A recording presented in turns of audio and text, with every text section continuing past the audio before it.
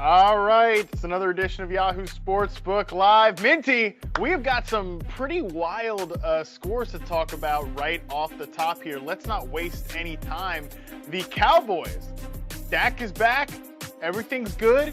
Not so much. Cowboys came into this game minus 9.5. The current halftime line is Denver minus 5.5 because they are currently beating the Cowboys 16-0. Dak Prescott has gone 5 of 14 in the first half. Minty, is it too late to pull Cooper Rush back in this game? Have him save the Cowboys here? No, there's still some, a little bit left. Still a chance for Dak here. I think there's some value in taking Dallas plus the points here. I think they could come back. I mean, they're not really missing a lot of offensive weapons. I mean, we talked about in NFL. Amari Cooper is starting. CeeDee Lamb active as well. They just need to get things together. Not sure what's going on here. Very surprising start to this matchup. But I would always back Teddy Two Gloves, and I said in FFL as well, I will never bet on the Cowboys. And guess what? I put the Cowboys in my bet slip this morning and I didn't click submit, but it's still there, and look what happened. So just this bad juju. If I ever even touch the Dallas Cowboys, this is what happens. So I'm glad I didn't lose money on this one. Yeah, no kidding. I love that. That's great. You really do have kind of your sense with the Cowboys here on this one, just not betting on them. It is what it is. Listen, what's interesting about this game, you mentioned that the offensive skill position players, CeeDee Lamb, Amari Cooper, those guys did play, even if they were kind of, especially CeeDee Lamb, I thought had a chance to miss this game, but he is out there, which is great. But I would note, too, that Terrence Steele is starting at left tackle for Tyron Smith. Terrence Steele had been a pretty good fill-in at right tackle while Lyle Collins was suspended earlier, but he has not looked good in this game. Despite the fact that the Denver Broncos just traded away Von Miller, this is kind of one of their better defensive performances in a while. They had been really getting run over recently. But I'm with you, though. I think overall, I would expect the Cowboys to come back, make this a little closer. I would go with Cowboys plus 5.5 there, especially the longer this game goes on, the more they can keep the ball. I'm surprised they haven't just put the ball in Zeke's hands more. The Cowboys have been great running the ball all year. The Broncos not a great run defense the last month and a half. I would expect that to be more of the approach in the second half. Yep, indeed. It just seems like sometimes the Cowboys do things that just don't make sense. So I'm with you there, Harvey. Yeah, sometimes the things just don't make sense. Hey, look, that's been the way it has been with Dallas after Cooper Rush pulled out that win on Sunday Night Football. I wrote an article that this is how you show that you have a championship ecosystem. You go in there, you put your backup quarterback in, and you still end up pulling that game out. You know how you don't prove that is go and lose a game to the damn Denver Broncos next week. Let's get this corrected here, Dallas. Give me a break. All right, let's move on to another, I would say, pretty surprising result so far. This game against the Browns at the Bengals, the opening line was Bengals -2. We've got this now at Cleveland -8.5 because they're up 24-10 over the Cincinnati Bengals. Now, Minty, I will not sit here and make some kind of lame no Odell, no problem joke for the Browns because we all knew this relationship wasn't working. So it's no surprise to see that the offense is functioning pretty well so far in this game. I would just note that it is a little surprising against this Bengals defense that showed itself pretty well so far this year, but this has not been a good matchup for them so far. No, and you know what, Harmon? This was my best bet today, talking with Liz. I really liked the Browns plus the points. I was a little weary, and I did think that they were going to win straight up, but I didn't take them on the money line because I believe the Bengals will be able to catch up. I mean, historically, this season, they love keeping games close. I would definitely take the points with the Bengals here. What is it, 8.5? Sorry, I'm not wearing my glasses. Dempsey plus 8.5. I think that's a steal. I think the Browns will let their foot off the gas pedal a little bit, and the Bengals will take advantage of this. But overall, I think the Browns plus 2.5 pregame, great bet. To win straight up, also a great bet as well. I don't think Cincy pulls this one here. I'm with you. I think this is going to be closer by the time the final whistle blows. You just look at the way the Browns have scored points in this game. Denzel Ward intercepted Joe Burrow for a 99-yard touchdown return there. That's a little fluky. A 60-yard. I'm not taking anything away from Donovan Peoples-Jones, so don't Don't take it that way, but a 60-yard touchdown reception. Like, it's not as if the Browns have just nickel and dimed their way down the field. They had one pretty nice sustaining drive there with Nick Chubb scoring the 1-yard touchdown.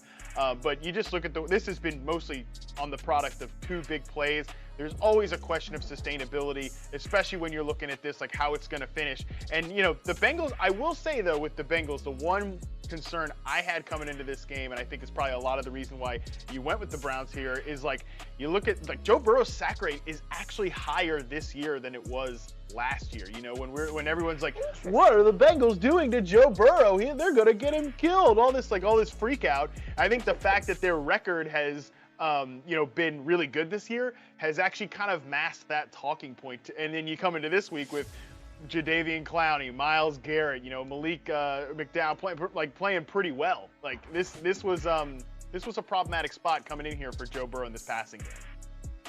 Yeah, absolutely. Sorry, I just placed a live bet on the Bengals plus 10.5 here as I saw the number move up, so I just had to swoop in on that. Yeah, I got to middle my bet here just in case the Browns do lose, which I don't think they will. Yeah. Oh no, of course. Listen, that's the kind of integrity that this show has. We're not just a couple. I mean, well, me aside, Minty is not just some talking head out there telling you like, this is what I would do. She's literally out there doing it live on the show, people. That's what I'm talking about. We're living in the moment here. It's not just about the show. It's not just about you people. It's also about Minty getting this thing done for herself. I mean, give me a break, people. All right, let's talk now. Let's go to Bills, Jaguars. One big note from this game is that Trevor Lawrence did look like he injured his ankle. He went to the locker room, but he came back. We did get a little glimpse of C.J. Beathard. I know nobody was really asking for that.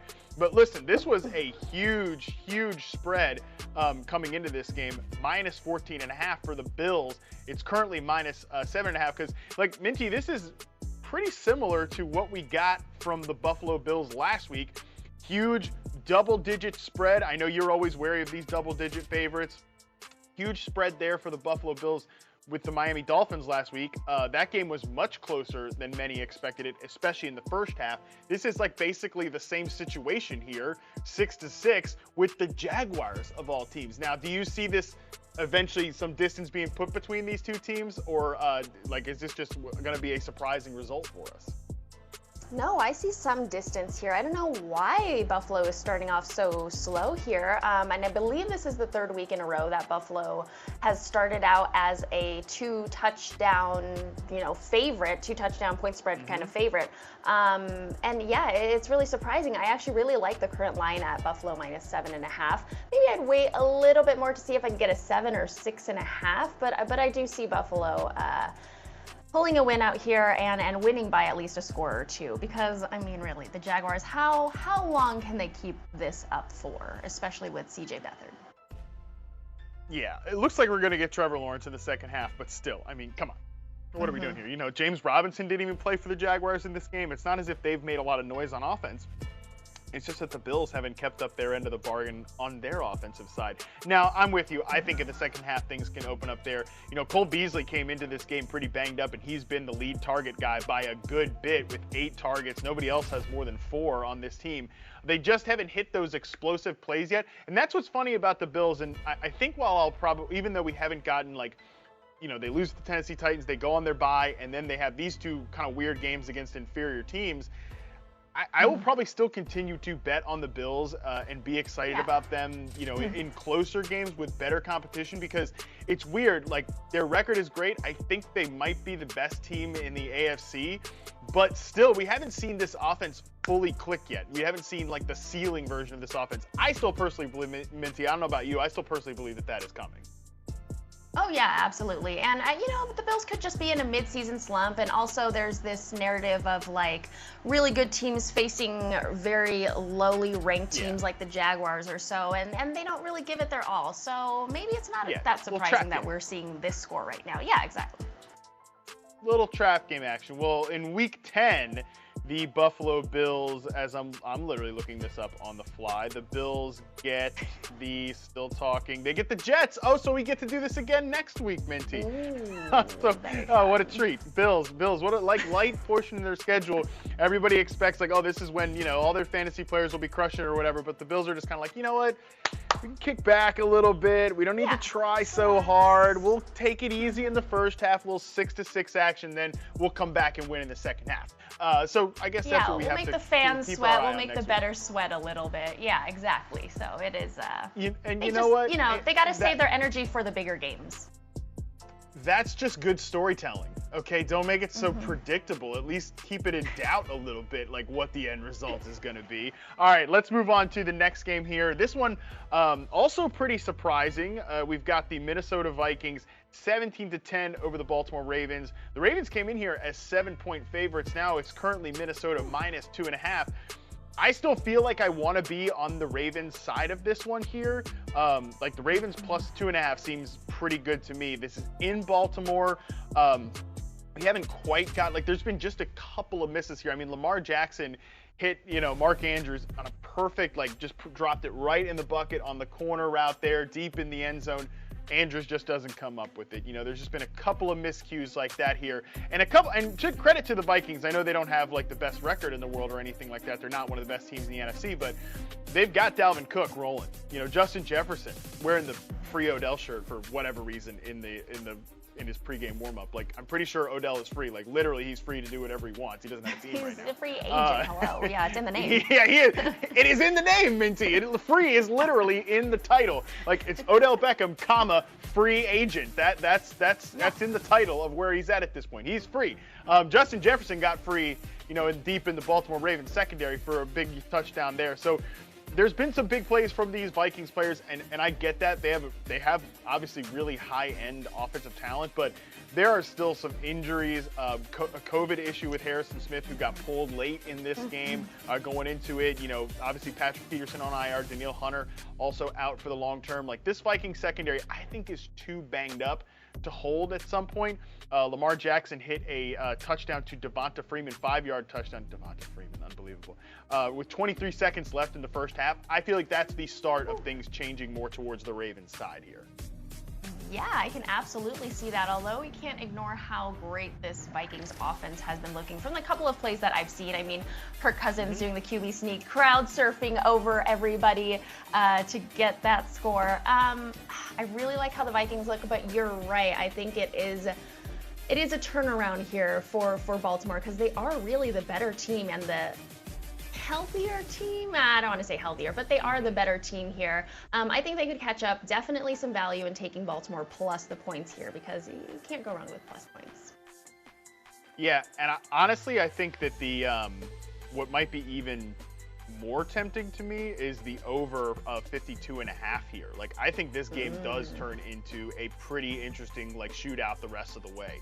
Both of these, you mentioned the Vikings offense, when they get hot, when they have good days, and also, by the way, Ravens defense has been kind of sneaky, not that great lately. So I think the Vikings can continue to keep up their end of the bargain here offensively, but I expect the Ravens offense to really kick it into high gear in the second half. So maybe that might be the more exciting bet of the two, just because I really like this Ravens passing game, and I really like the way they match up with the Vikings here. So I think this could be a high-flying, your fantasy players are all going to be okay here in the second half.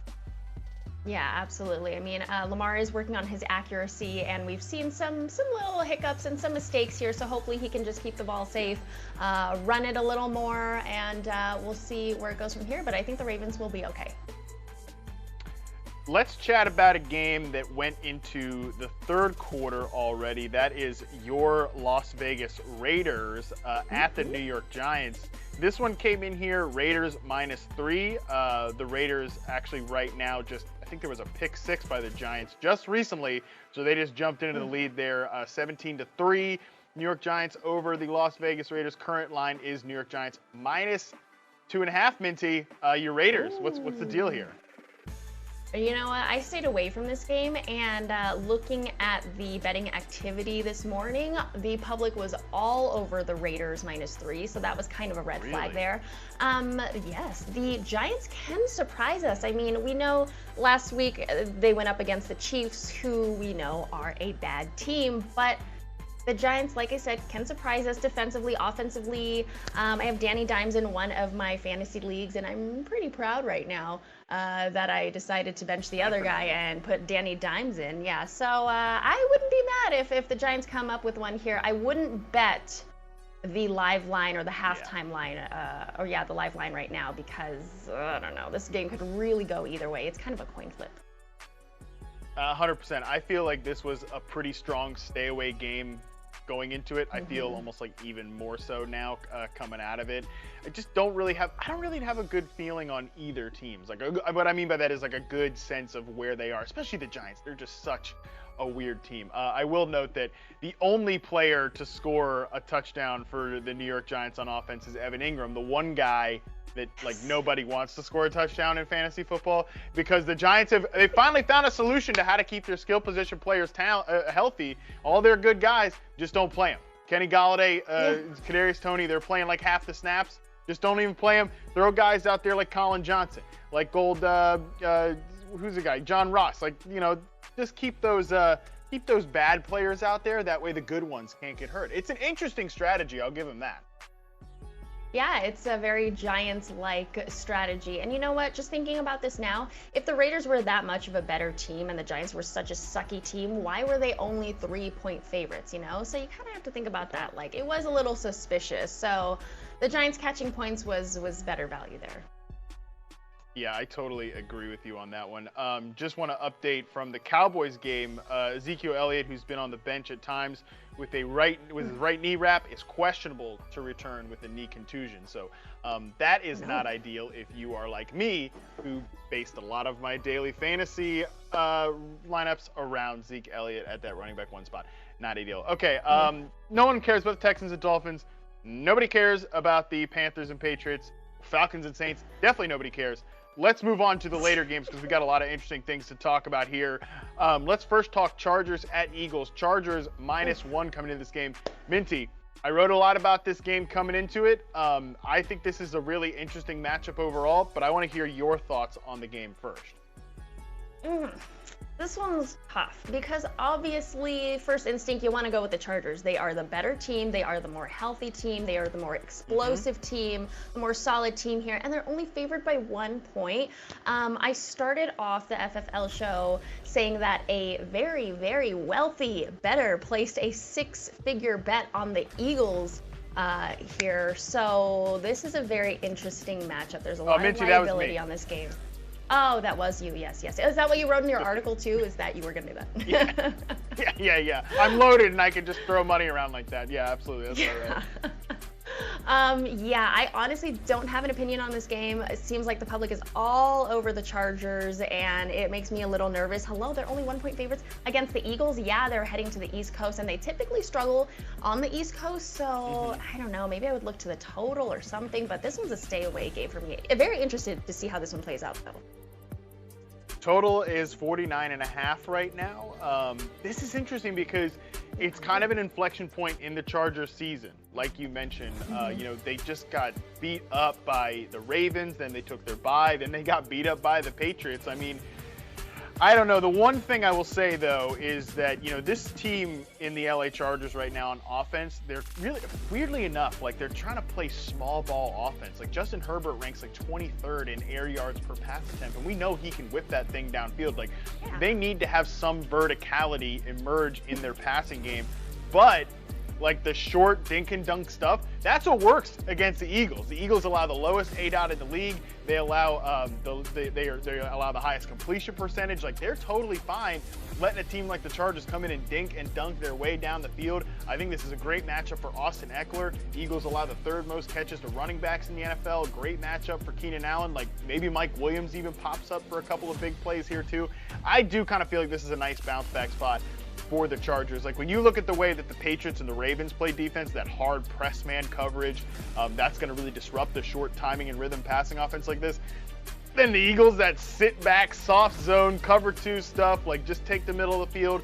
I think this is a pretty good spot for the Chargers to have a bounce back. I am in on them at -1 here.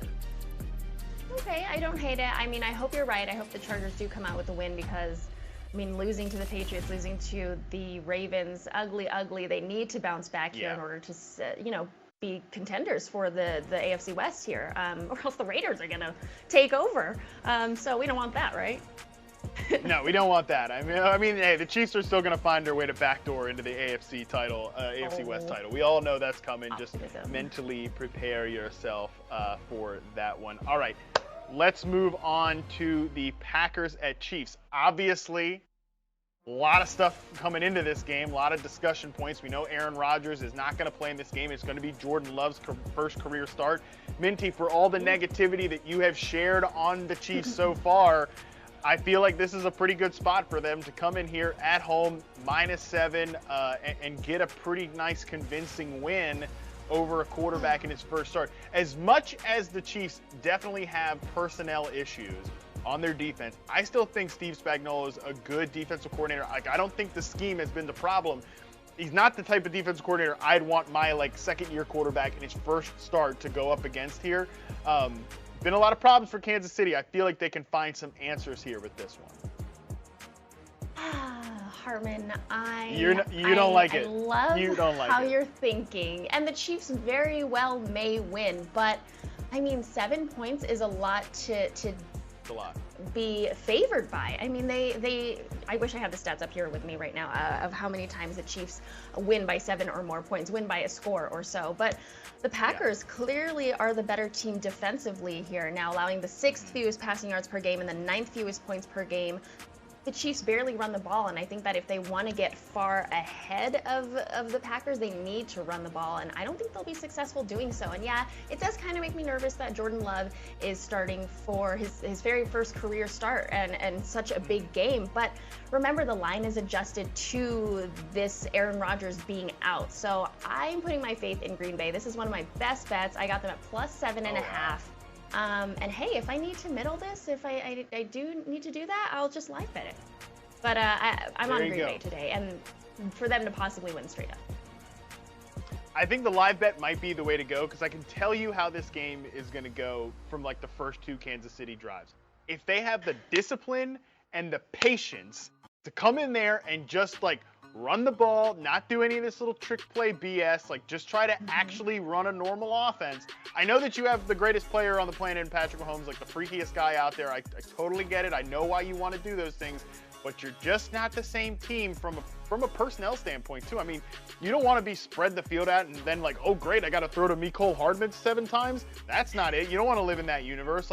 Just hand the ball off to fake Frank Gore, Derek Gore there, and Darrell Williams, and establish a little bit of a running game there. If they do that, I'm all right, cool. Kansas City -7, lock it in. That's going to happen. If those first 2 drives don't go that way, then I think, okay, let's live bet this thing, and maybe Green Bay actually has a chance to keep this thing close. So that, force a couple mistakes out of Kansas City. It's all about discipline.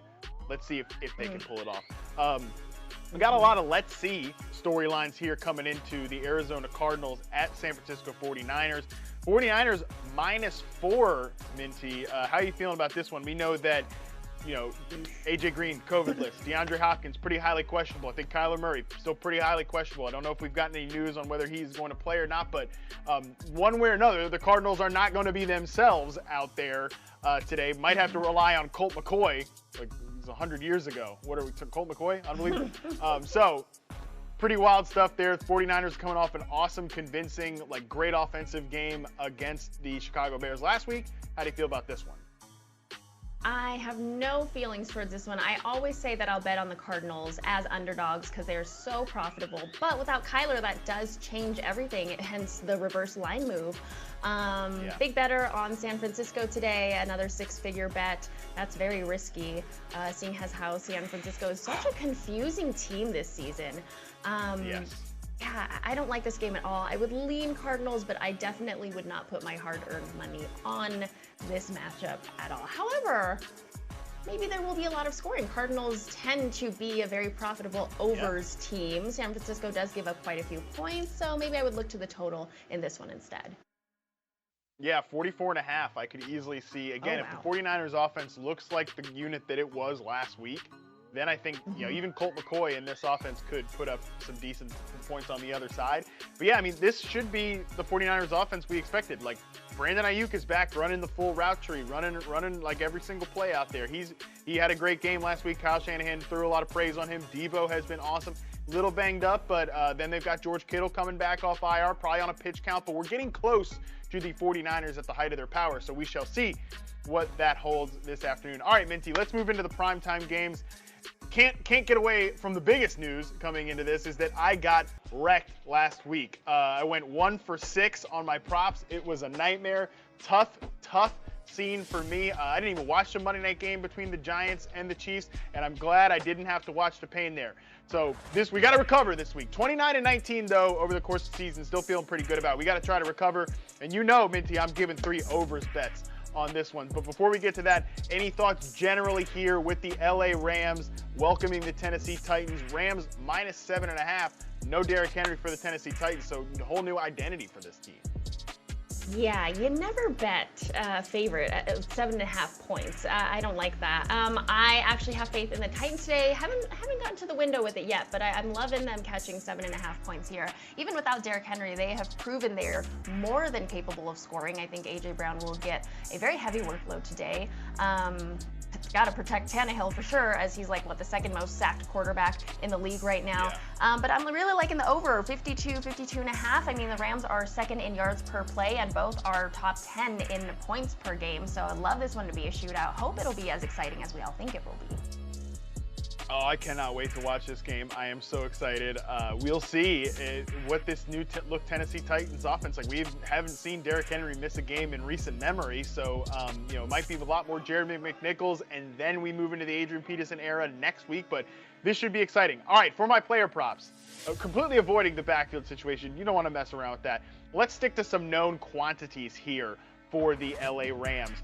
First of all, Cooper Kupp over 96.5 receiving yards at -115. I know he has been on a tear recently.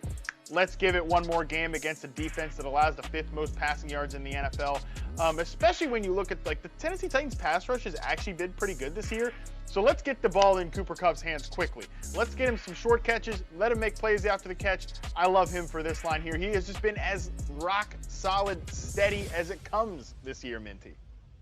Yeah, absolutely. He's had some big triple-digit games, and recently, most importantly. So yeah, I can see this one going over again. And like you said, Titans defense allowing the 5th most passing yards.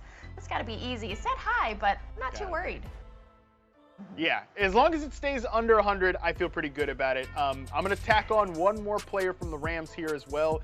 Tyler Higbee over 37.5 receiving yards. It's a low line. Just going to need a few catches to get there. And Higbee hasn't quite had that big yardage game yet this year. But man, in terms of the snaps played, the routes run, it's all been there. He's actually one of the most involved players in the red zone so far this year across the entire NFL. So he's clearly a big piece in the offense. I think at some point he can have that big game. Why not Sunday Night Football against, again, a defense that is troubled in the secondary?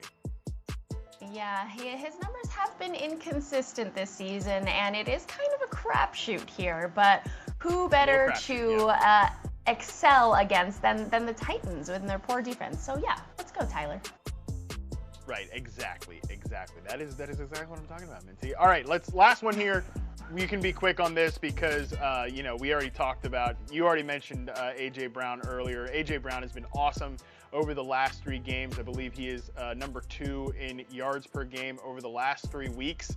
Give me the over here on 69.5. This is not corrected to the new full form dominant A.J. Brown that we've been seeing lately, so give me this one easily over 69.5. I'm curious to see if Jalen Ramsey tracks A.J. Brown across the field. I kind of doubt it, just because Julio Jones will be back out there, and Jalen Ramsey has mostly been a slot corner so far this year. Now, before we finish up here on the Monday night, the Monday night barn burner between the Steelers and the Bears, I do just want to let people know Kyler Murray and DeAndre Hopkins both inactive out for this game against the 49ers. Neither will play.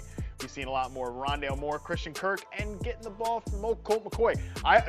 Go find the over for Rondale Moore catches in this one, and go ahead and pop the over on that one, because I think that guy is going to get a lot of dump offs from old Colt McCoy in this spot. So keep that in mind.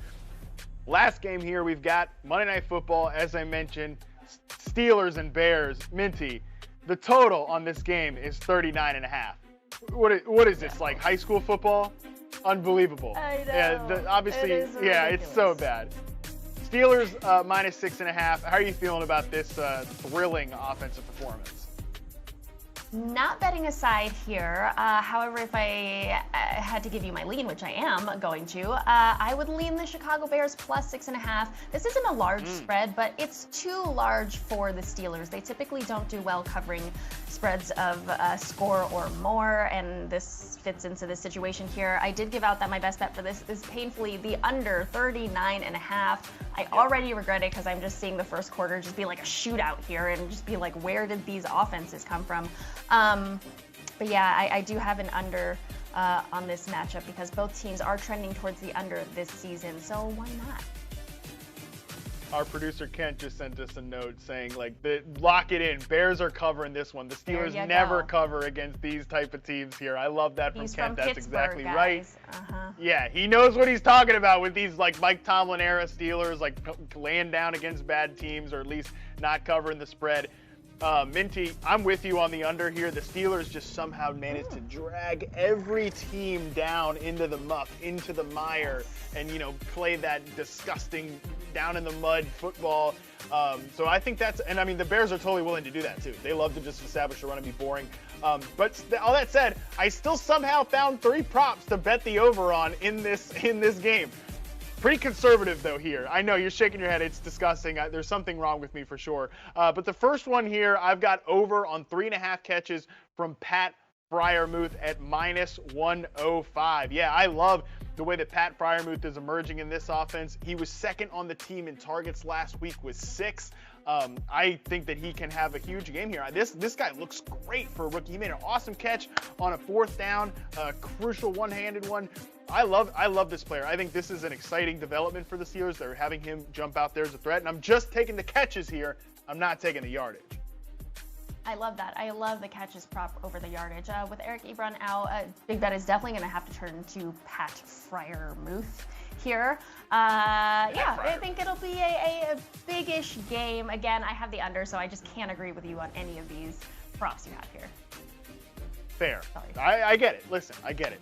On the other side, though, the Chicago Bears have dropped to 18th in defensive DVOA, but still, I can't really trust the Steelers to like take advantage of it with the big yardage game from Deontay Johnson or Najee Harris. So I went with the coward's way out, and I took the over for longest rush for Najee Harris at 16.5.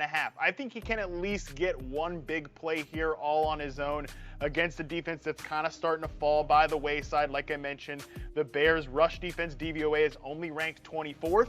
I think Najee Harris can rip a couple big plays or at least 1 or 2 and get you the over on longest rush. I don't know about the total yardage was kind of high, like rushing yardage for Najee Harris was kind of high, like 80. I'm going to stay away from that, but I will take at least one long run here. Yeah, Najee Harris's longest rush attempt, I think, was 20 yards, and I normally wouldn't be with you on this one, but the Bears are awful at defending on the ground here. But this is a real crapshoot of a prop here, but I like the non-traditional longest rush prop rather than the total yardage. Boring. Yeah, got to go with the coward's way out on this one. Najee Harris should at least have one of the games. You know, Khalil Mack on IR, Akeem Hicks not playing like himself, just a disappointing Bears defense overall. Last one here, this is definitely, I mean, this should be easy if the Bears can just, you know, figure it out, okay? We saw Justin Fields have an awesome game on the ground last week. Matt Nagy, not a part of that game. Obviously, he was out for COVID protocols. Nagy, you better not do this. Like, keep running, letting Justin Fields run. Keep booting him out of the pocket so that he can take advantage of his mobility. He's like 230 pounds, has a whip for an arm, and is unbelievably fast. He's like the fastest quarterback in the NFL right now per Next Gen Stats. He should easily get over 6.5 rush attempts in this game. If he doesn't, I mean, just leave the Bears in Pittsburgh, okay? Like, leave the coaching staff in Pittsburgh. Don't even bring them back. Give me a break with that. Again, a little bit of a coward's way out here, Minty, but I still found a way to go over on 3 props in a game we both expect to be hideous. Yeah, I mean, he has been running more and more lately, but to say that the Pittsburgh Steelers will pressure him enough to where he'll scramble 7 or more times, I don't know. That's kind of a stretch there. I might have to slightly disagree with you here, Armin. Well, based on what happened to me last week, you might be coming out the safe better on that one by not going with me. But we shall see what happens there. We'll see what happens with a couple of these great games in the late slate, a couple of great primetime games. Everybody, thank you so much for hanging out with us. Minty, thank you for hanging out with me. We love to get your actual live. We actually saw you live bet something on the show. That's what I'm talking about. We are living in the moment here, people. Good luck, the rest of you out there for Week 9. And again, enjoy some awesome games coming up here, except the Steelers and Bears.